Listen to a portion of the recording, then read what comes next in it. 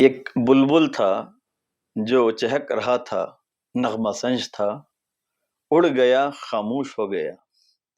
ایک گل تھا جو مہک رہا تھا، مرجھا گیا۔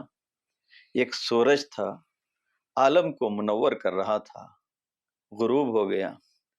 روشن ستارہ تھا، بادلوں کے پیچھے آ گیا۔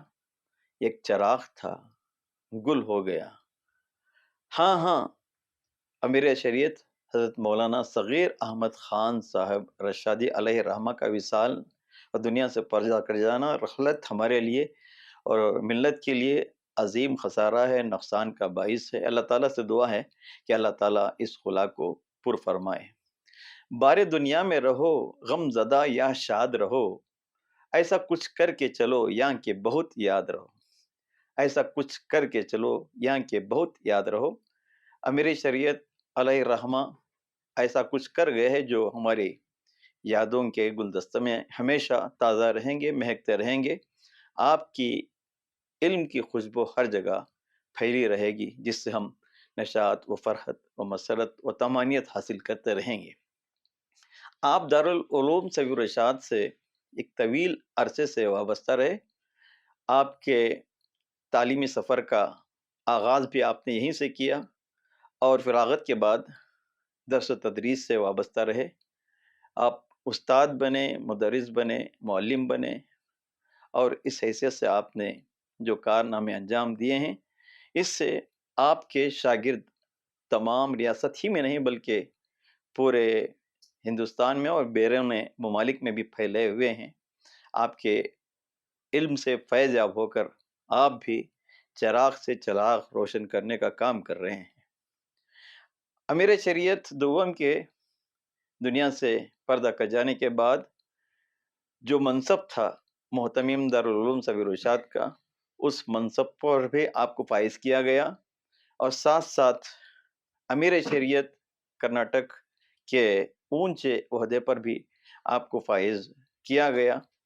آپ کی خدمات کا سلسلہ کافی وسیع و عریض رہا، خصوصیت کے ساتھ کرونا کے دور میں، جبکہ بہت ہی انتشار کا، پریشانی کا، اضطراب کا، بے چینی کا عالم تھا، ملت کو آپ نے حوصلہ بخشا۔ حکومت کی جانب سے جو بھی احکامات آتے تھے، جو بھی قوانین رائج ہوتے تھے، اس کو مساجد کی کمیٹیوں تک پہنچانا اور ملت کے ذمہ دار افراد تک پہنچا کر ایک آپ نے قائدانہ صلاحیتوں کا لوہا منوایا۔ آپ کی خدمات کو دیکھ کر یہ کہا جا سکتا ہے کہ آتی رہے گی تیری انفاس کی خوشبو، آتی رہے گی تیرے انفاس کی خوشبو، گلشن تیرے یادوں کا مہکتا ہی رہے گا، گلشن تیری یادوں کا مہکتا ہی رہے گا۔ آپ کا گلشن جو سبیل الرشاد ہے اور آپ کا جو خدمات کا دائرہ وسیع ہے، تو ہمیشہ مہکتا ہی رہے گا۔ آپ اچھے استاد اور اچھے شیخ الحدیث اور اچھے منتظم ہونے کے ساتھ ساتھ اچھے مقرر بھی تھے۔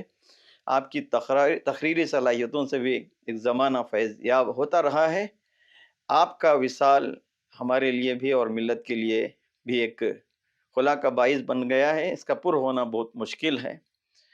یوں تو آپ مختلف جو مذاہب مسالک کے لوگ ہیں ان کو بھی جوڑنے کا اور ان کے درمیان متحد ہو کر کام کرنے کا جذبہ آپ نے ابھارا، اور ایک طرح آپ کی خدمات کی وجہ سے جو ماحول پیدا ہو گیا تھا، ایک طرح ایک لوگوں میں اطمینان اور چین سکون کہ کوئی بھی مسئلہ ہوتا میری شریعت کے سامنے رکھا جائے گا، ڈسکس کیا جائے گا، اس کا حل نکالا جائے گا، تو وہ اب بات نہیں رہی۔ ہم یہ چاہتے ہیں کہ سبیل الرشاد کی جو مرکزیت ہے وہ ہمیشہ قائم دائم باقی رہے، اور جو اس کا تخصص ہے، جو امتیازی نشان ہے، اور جو اس کی انفرادیت ہے اور جس کی شان و شوکت ہے، وہ ہمیشہ برقرار رہے۔ یوں تو یہ آنے جانے کا سلسلہ ہے، اور لیکن ایک عالم کا دنیا سے رخصت کر جانا، عالم کی موت عالم کی موت ہے، اور اللہ تعالیٰ سے دعا ہے کہ آپ کی خدمات جلیلہ کو قبول فرمائے اور آپ کا نعم البدل عطا فرمائے اور اعلیٰ علین میں آپ کو جگہ مرحمت فرمائے، آپ کے درجات کو بلند فرمائے۔